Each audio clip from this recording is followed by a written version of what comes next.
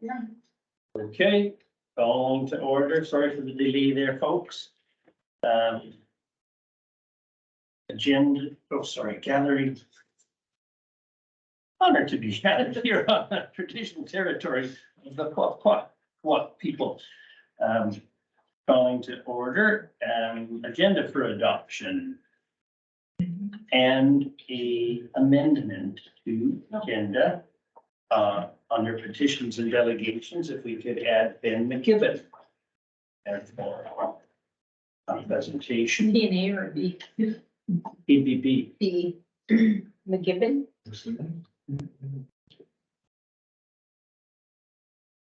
All right. Okay, anyone to adopt that? I'll move the amended agenda. Second. Second.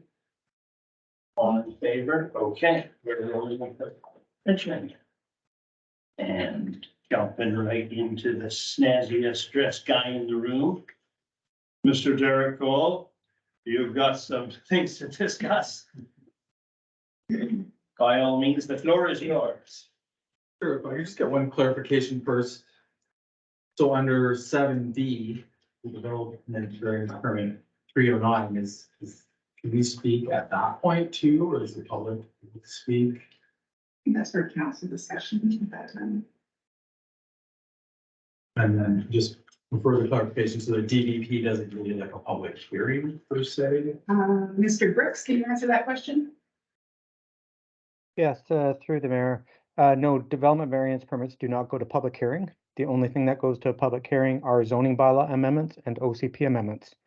Development variance permits are provided for public comment through notification only. There is no public hearing.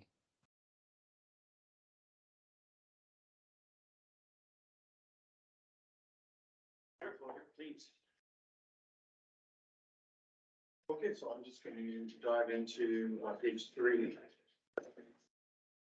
Find the email thread. I guess, yeah, just for clarification, when my original email, I had replied temporary or short-term rent is not defined by law. I said, it is, so just something I'm missing there. Mr. Brooks? I didn't fully capture Mr. Cole's question, but I believe it has to do with temporary rentals, if I'm not mistaken. Is that correct?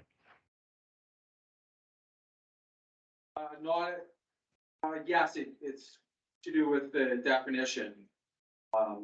I had mentioned, summary and temporary rentals, and the reply was there's no definition of temporary rental, short-term rental, or vacation rental within the town's zoning bylaw. However, on page 11, under interpretation, it says, it defines the word, but it says see temporary. And on page 12C, temporary rental, so it is within our zoning bylaw. It says means not greater than 30 days. So I'm wondering about that. Your reply was that. Yeah, through the mayor. There is no definition of temporary, short-term, or vacation rental in the bylaw. When we were going through the bylaw revision, and you likely remember this, Mr. Cole, when we're going through the bylaw adoption process, council chose at that time to defer adding vacation rental, temporary rental, or short-term rentals as part of the zoning bylaw adoption process due to the nature of that process at the time. The intent was that at a later date that the town would revisit addressing sort of the temporary, short-term, or vacation rental components of the zoning bylaw due to the concerns with Airbnbs. But at this time, the zoning bylaw does not directly regulate Airbnbs, vacation rentals, short-term rentals, or temporary dwelling rentals within the community. Yes, that kind of brings me to my point. In this application, it mentions renting it out during slow periods. So clearly to me, that's temporary rentals. And But we'll correct you on page 12, it does mention it in our bylaw. I won't, yeah, we'll dwell on that. You go on to say the zoning bylaw does not restrict the duration of a stay within a dwelling unit, so there's hundreds of dwelling units in town. So is, are you de facto saying the town has really no way to regulate vacation rentals, short-term rentals? Through the mayor, the town has multiple options on which to control them. At this stage, I'm not sure if the town has chosen to adopt it through the business license bylaw, which is the typical way to control any vacation rental within a community. Airbnbs, or Airbnbs, normal B&Bs, hotels, motels, all of those are regulated through a business license. Often you'll see in a lot of jurisdictions where like apartments that are rental units are treated as a business and regulated through business license. At this stage, I'm not sure if the town has chosen to do that, but that was also part of the discussion during the zoning bylaw review, that was an option for the town to consider in the future. Thank you. To the chair, and I'm skipping down to regarding item 4, processes and use differences, and again, it goes back to this. The fact that it was in the staff report that the premises will be used for short-term rentals or during school periods, however you want to look at it. Does that de facto make it okay, even though the town doesn't have those bylaws in place? That makes sense? Yeah, through your worship, to Mr. Cole, I'd be happy to address that question also, because it's a very reasonable question to ask. At this stage, the town does not regulate tenure. And what I mean by tenure, there's multiple ways to contemplate tenure. And you can't regulate tenure through zoning. And so tenure is like a strata lot versus a fee simple parcel, and regulate if it's basically a rental or just a piece of land. There is one provision in the Local Government Act that allows it, but you have to have rental only zoning in place, which there is no rental only zoning in Port McNeill. So if a person wishes to rent out their home, whether it's for short-term or long-term periods, in the way that the zoning bylaw is currently written, it does not regulate tenure. Zoning bylaws are intended to regulate use, not tenure. And at this stage, the zoning bylaw does not address that. And then just one other question that the chair probably directed to as well, Kevin, about tiny homes. The way I read the bylaw, they are allowed in RMH1 zone. So does that mean they're not allowed in any of the other zones? And is there a process for them to be allowed in other zones? Excellent question, Mr. Cole. Thank you for it. Yes, to allow tiny homes in other zones, it'd be a rezoning process because it's a defined use in the bylaw and it's permitted within a particular zone as a tiny home. You would then rezone to permit a tiny home into another zone if you're wishing to do so.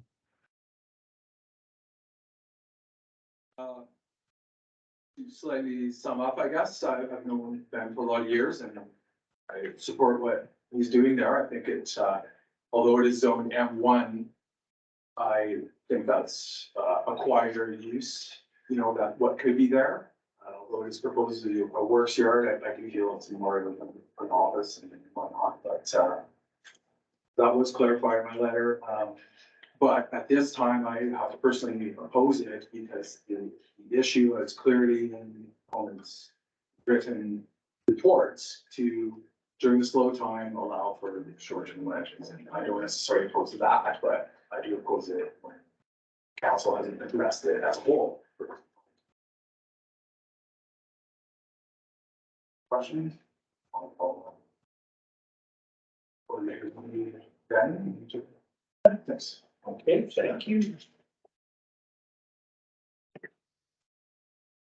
Mr. McGinnis, could we hear from you, please? Yes, we're good, thank you. Thanks for having me water here. Yeah, thanks for having me. Got a few parts here. I'm just gonna introduce myself and a little bit about my business. And then I think probably the bulk of this is just clarifying the intent of, I think it's not just only the variance, but just the intent of the plan for the property. I think that's pretty important. And then a few benefits to the town that I perceive with this project. And then I just wanted to touch on some implications to the project if this variance isn't approved at the end there. So yeah, I'm Ben. I've lived and worked on the North Island since 2007, raising a family here. Started our business in 2015, so it's approaching 8 years old. Quick clarification on what the business does. I think it was not represented like as well as it could in the permit there. We're probably only about 40% park operations. So we operate Cape Scott, Provincial Parks, and Strathcona. We have a few different operations permits with BC Parks. Probably about 50% of our business is construction. So we specialize in like remote hard to access areas. We build bridges, cabins, a lot of prefabricated structures, which we would use in that yard to prefabricate and work on. We build a lot of toilets and install a lot of toilets, mainly in parks and protected areas. And the other 10% is like professional project management, construction management services. So that's a bit of a split, bit of a breakdown on what we actually do, because sometimes it's hard to understand just from our name. We have an office in Port McNeill, and we have one in Courtney as well. And just another quick interesting fact, probably only about the North Island or the Port McNeill office probably only supports about 25% of our staff and our operations. Like the majority of our staff and the majority of our project load is I would say kind of Campbell River South. So just wanted to let you know that. And from a strict business sense, like it might not necessarily make sense to have a facility like this up here. But I was pushing for that as one of the owners of the company, just because I live up here and work up here and I'm planning on being here for a while. Just strictly as a business case, it would probably make more sense to do something like this down, but I wanted to do it here and invest in the community. So yeah, just a bit of the intent and the clarification on what we're actually doing for this project. Up until now, we've been pretty fragmented around town. Like we do rent an office space in downtown Port McNeill. We've also rented like a 600 square foot warehouse space right next to the property, 325 Cedar Street, next to the dance studio there. And then I also live in High Creek and I store a lot of stuff on my property, like trailers and building materials and trucks. So between those three locations, we have quite a bit of stuff to manage and keep track of. So this property is actually perfect because it kind of ticks all those boxes for us. The primary use would definitely be a works yard, like without a doubt. I don't think there's any questioning that. And the reason why I say that, just to give a bit of clarification, so the kind of the subject area of the variance is the newer building, which is about 1,600 square feet, and that's toward the back of the property. That's the one we're planning on dividing up into 3 different units. There's also the original building there, which is about 1,200 square feet. We're going to be using that solely for our warehouse workshop space, which we've already moved into and started using. We're probably going to develop some outdoor space as well, just for storage. So between the approximately 600 square foot office space, 1,200 square foot workshop storage space, plus the outdoor storage work area, plus parking for trucks and trailers, the majority of that property will be used for a works yard. It won't be a small percentage. It'll be at well over 50%, maybe even 75% of the property. So yeah, to address the rental, because I think that's kind of a big issue here, the big sticking point. The rental, so what our plan is to divide the bigger building up into 3 units. Like I mentioned, one will be the office, the other 2 will be rental units. I think the intent of one of them is to rent one out on a full-time basis, so to have somebody living there permanently.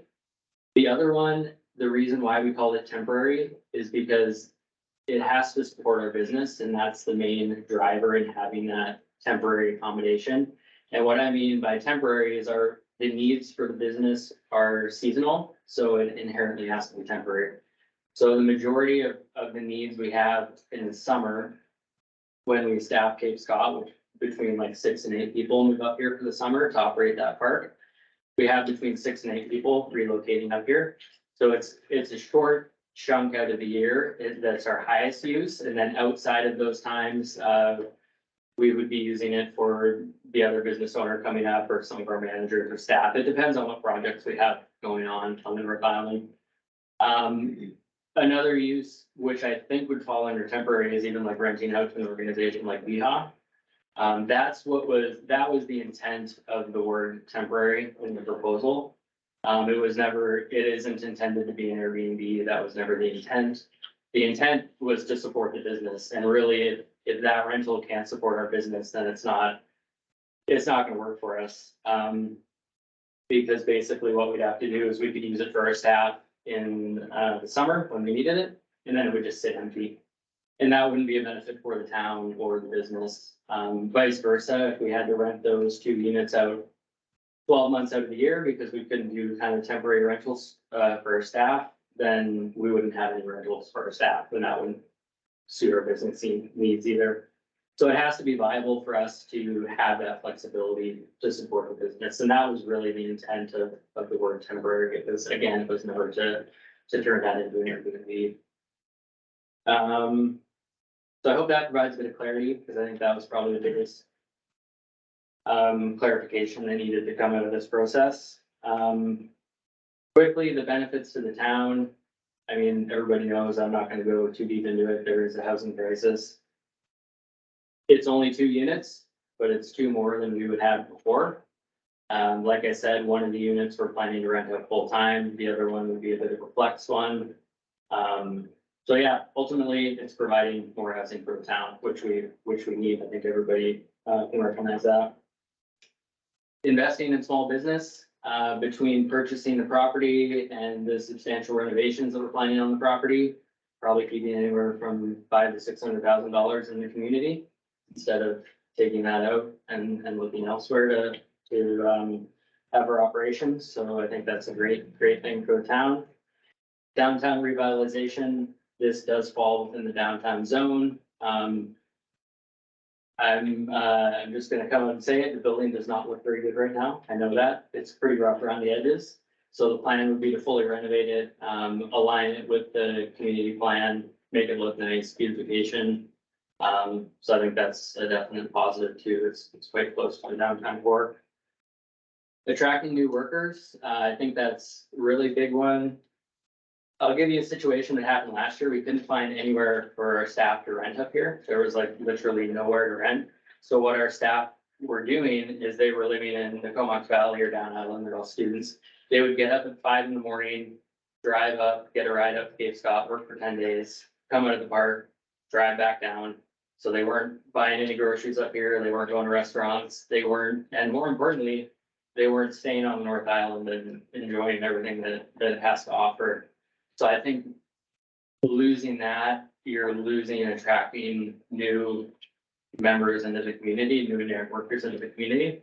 And in fact, I was one of them, because I came up here to work in 2006, and I was fortunate enough to have accommodation up here. I stayed up here on my days off. I fell in love with the North Island and then moved up full time in 2007. So it is super important, I think, for our business and our staff to be able to provide that to them so they can stay and recreate on the North Island on their days off. And that's really challenging, as everybody knows, in the summer. So just having a bit more control over that would be great. Just wanted to reiterate that the town's engineer and the advisory committee both supported this plan. So I think there's tons of benefits. I think a lot of the conversation and dialogue around here has related to the rental aspect or the temporary aspect. So I hope I provided some clarity on that. I know it's hard. A lot of the comments have really been focused on technicalities and the nitty-gritty minutia of the bylaw. And I don't know if that's totally relevant to this variance. Like Eric said, I think it's relevant to the town to ask those questions, and I appreciate them.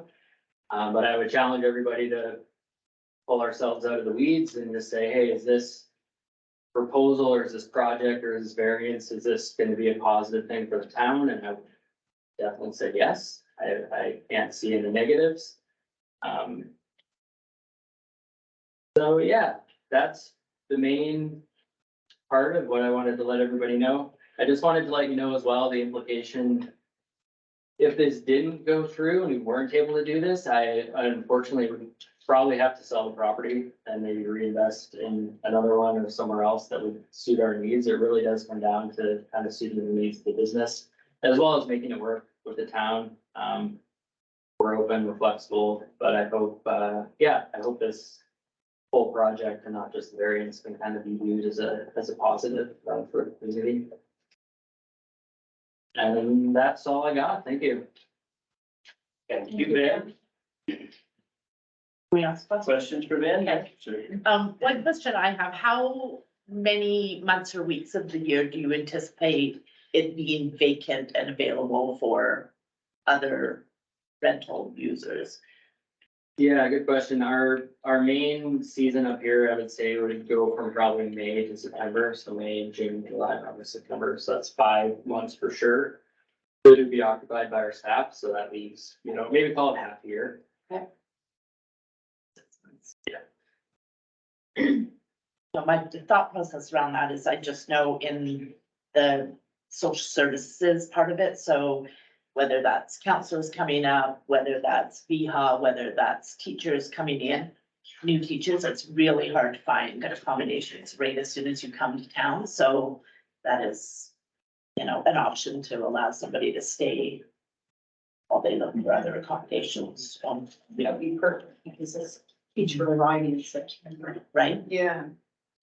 Question, so you're keeping the original building fixed, like making it look nicer, but you're building this new portion behind it? No, the 2 existing buildings would stay. They're gonna be like facelifted from the Yeah, outside, but one's, the overall plan at this point, and we haven't gone through like full planning. We've only gone through just a concept sketch. So yeah, we haven't gone through any building permit process or anything. We need to get through this first. But as of right now, the plan is to keep the footprint of the buildings the same and just renovate them. and how come you didn't think how come you didn't decide to go up instead of, I've thought about it. Yeah, I mean, it all comes down to cost, right? yeah, It's a substantial renovation at that point, if you're wanting to go up at that point, it would make more sense just to tear the building down and start from scratch. I've thought about it. I haven't really gone down that road yet, but it all just comes down to what we want to spend on. yeah, because you have the 2 there, but you. Yeah. I hear it. Thank you. Okay. No more for Ben? Thank you, Ben. Thank you. All right. Adoption of the minutes from the April 25th meeting. Move to approve. I will second them. Okay, now in favor.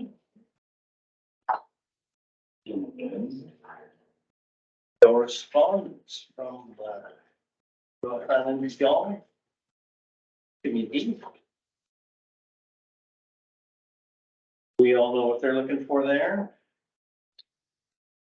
I tried to convince Brenda to give them all free public swim passes. No, not that. No. Swimming's free.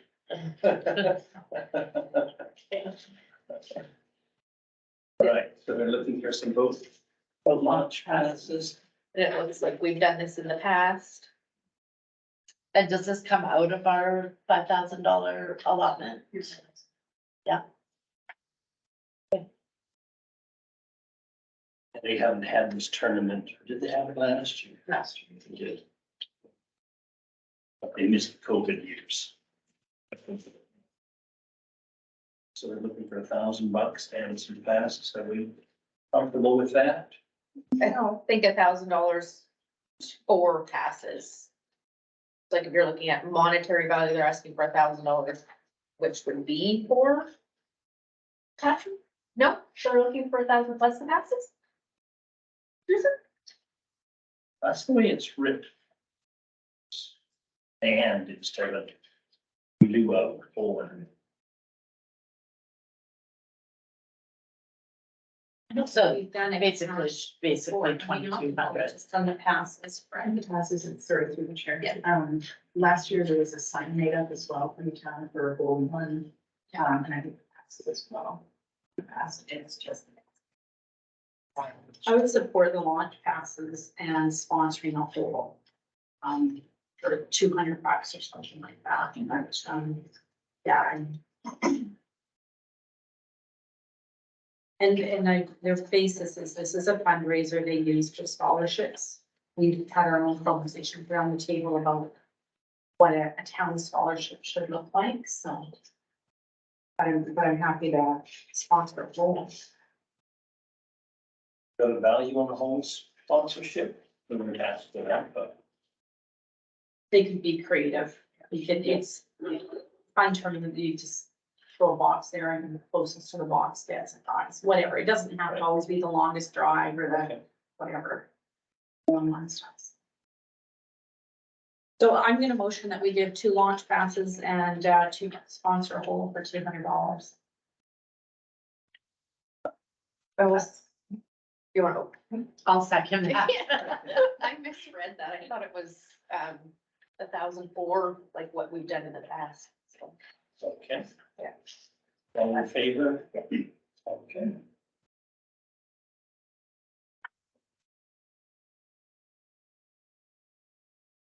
That.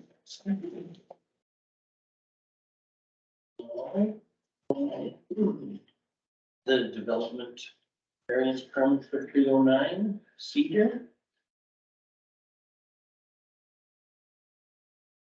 Do we want to move that variance approval? I will move that we approve the variance. Okay, But no, any seconders on the movement of that sorry, variance? that's like in my- We're just receiving the form. We're receiving a report. Says that they recommend development variance permit. That's presented. Yeah, recommends the development variance permit as presented.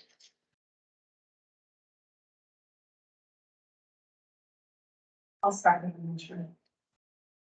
Okay, all in favor? Okay. So we're good on that.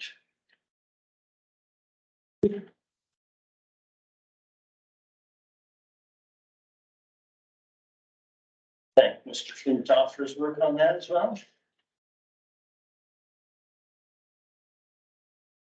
And the, more regionally speaking, the North Vancouver Island Emergency Rescue Plan.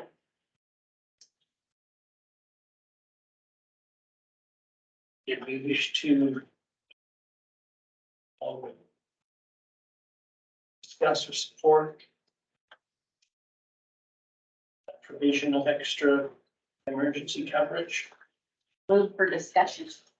So this is new, then. This is not something that's been.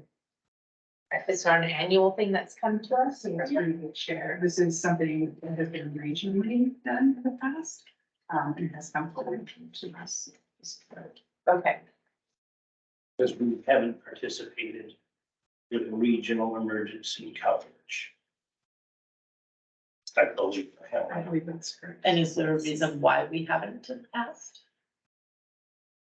This is the Camera River Search and Rescue Society. That is new, is it not? And this is where we're talking pulling people out of the woods. Is this the helicopter? I think this is supported regionally. Dean, I think would be better to speak to this, but I think it's regionally put together to support the search and rescue. So this is Not the helicopter, Not that. that's up top. so it's a new like affiliation or a new association on its own that's coming forward for us to. Is there a timeline on this that we need to decide by? Would we be better served having Dean come in and speak to us? I definitely agree with that. my question would be is what does our current services, what is their feeling on this, it's just our fire department. So can I move that we have the recommend Dean come in and speak to us on this before we make a decision? So through the chair, I did speak to Dean about this and he is supportive of this agreement. Okay. But I can ask that he get to the next meeting or prepare a report. Actually, I'll ask that he be here to answer questions. Okay, Even if he just prepared, said like why it would benefit us, just anything, yeah. Unless he wants to cover the conversation. just Why it's a necessity. hold on a minute. April Public Works operating report. Are there any questions or concerns?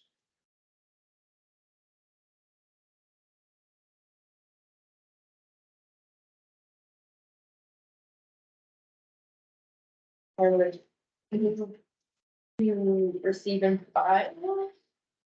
Unless anybody has any questions about any of that. My only question was, have the summer students been hired at this point? Yes, Mr. all hired, yeah. We had, we had onboarding orientation last Friday. Everyone was here. We went through policies. Some of the council was really at barbecue, but everybody got through the policies and paperwork and banking and they're up and running. And I think Public Works have a couple already started, in the harbor already started and, yeah, as the high school. That was my question, because I Yeah. didn't think that they had been hired on. as of Yeah, last hired. time. Yeah, okay. Okay. Received. And the Harbor Authority staff report. We received it. You received. Second that. Enter.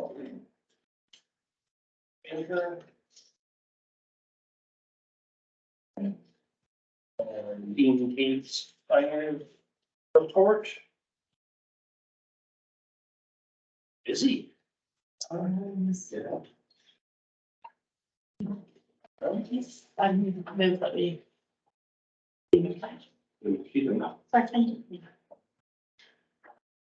Visitor experience update from Chris Wu.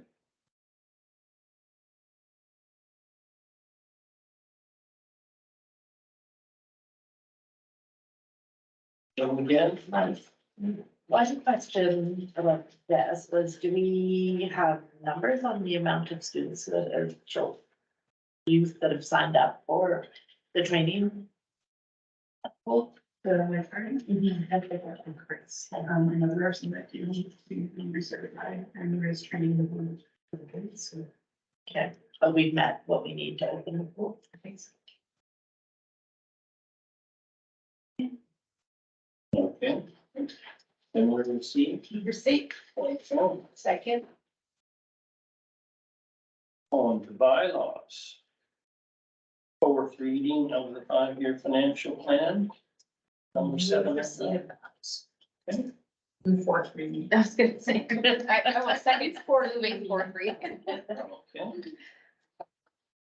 And all in favor?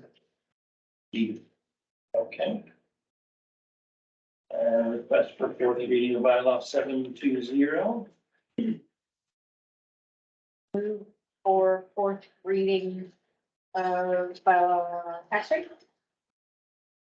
I will second that. Okay, all in favor? Okay. And fourth reading bylaw 721.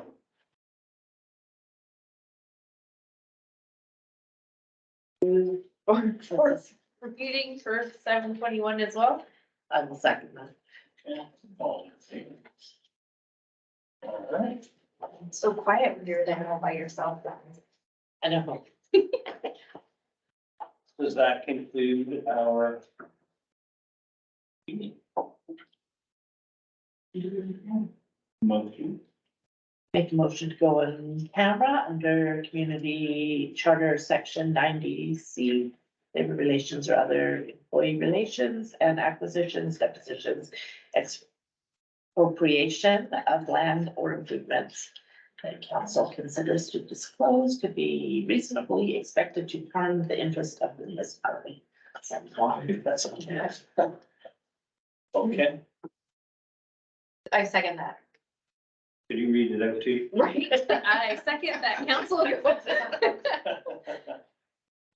Okay. And questions from the public? Have we such a thing?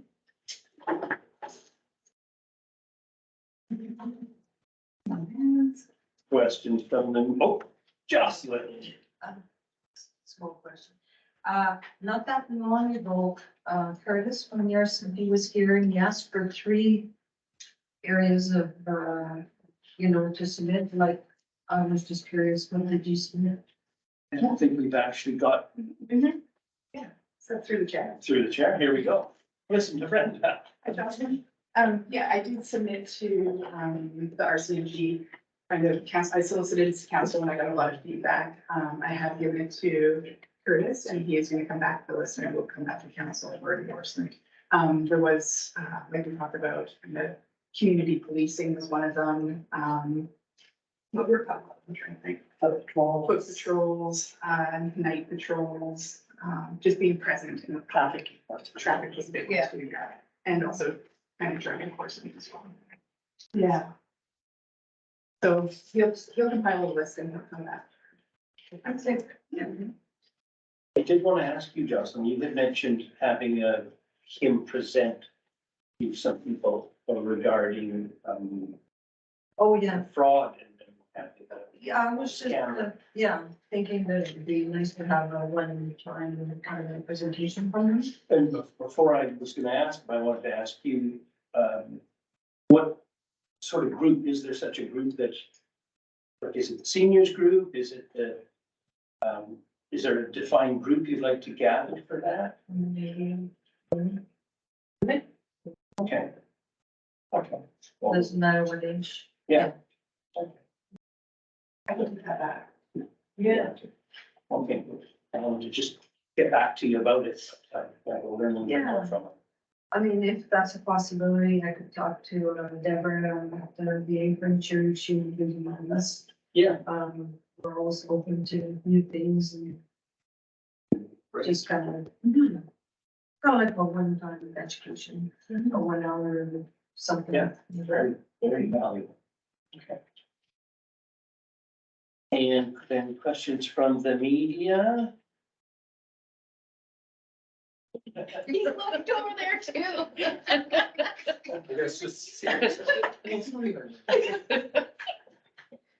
Line at last minute, trying to follow us or something. Yeah. I guess just clarification on the development variance permit. Is that just received and filed or it was approved? That's really well. Councilor Hammond. All in favor? I guess this my last question is I'm a little confused about the budget, approval process. Just in the 4th and final reading, correct? Where was the public's part to? That was the first, second, third reading, so it was open the public last, yeah. Okay. Well, we adjourn. Oh, sorry, I have one more question. Oh, yes, Are please. the taxes going up this year? 2%. 2%. 2%. Yeah. Yeah. Better to keep it, which is our stat, that's kind of status quo, I guess. Yeah. Is it? If there is a status quo. That's for a residential. Yeah. No, it's for everybody. Yeah, for everybody. Commercial. Motion to adjourn. Motion to adjourn. Second. Okay. Second. Okay. We're adjourned.